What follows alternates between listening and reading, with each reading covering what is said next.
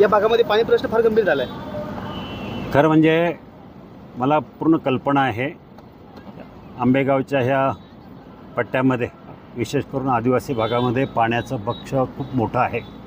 खूप मोठ्या प्रमाणात पाणी टंचाईची झळ आपल्या या सगळ्या नागरिकांना पोचते। गेल्या 8 दिवसापूर्वी वळसे पाटील आणि मी मंत्रालयात असताना काही मंत्र्यांची गाठीभेटी घेतल्या। आज पाण्याचे टँकर इथं मोठ्या प्रमाणात चालू व्हावे म्हणून मी उद्या सकाळीच तहसीलदार आणि प्रांताची गाठ घेऊन इथं मला गावाची यादी जर कळवली तर त्या ठिकाणी टँकर पोचवण्याची व्यवस्था करेल। किंबहुना मी माझ्या पतसंस्थेच्या वतीनं सुद्धा टँकर पुरवण्याचा प्रयत्न करेल। या भागात जलजीवनची जी कामं चालू आहे ती अगदी निकृष्ट सुधारणी चालू आहे वगैरे आरोप जलजीवनचं काय खरं सांगता येत नाही, काय कुणी कामं घेत आहेत, कशा प्रकारचं होत आहे, पण तक्रार मोठी आहे। राज्य लेवलला जलजीवनच्या कामामध्ये खूप मोठ्या प्रमाणात गडबड आहे।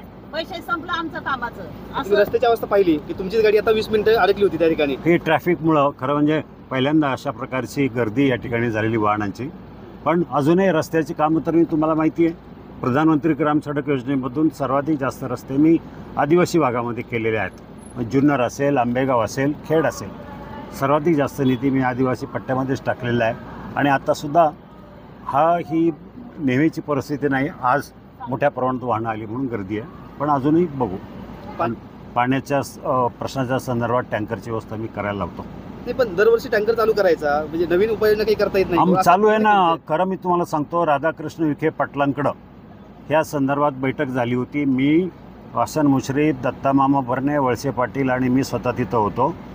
आपल्या ह्या 3 योजना आहेत, त्या तिन्ही योजनेला लवकरात लवकर मंजुरी देण्याचं सरकारनं आदेश दिलेले आहेत। ते कुठेतरी टँकर मुक्त गाव व्हावीत असं नाही, मी म्हणतो पाण्याची योजना चालू होईल लवकरात लवकर, त्याला मान्यता मिळून मंजुरी मिळाल्यानंतर त्याचं कामं चालू होईल अशी मी अपेक्षा व्यक्त करतो। म्हणजे भविष्यात हा प्रश्न सुटेल? नक्की सुटेल। Thank you sir, thank you.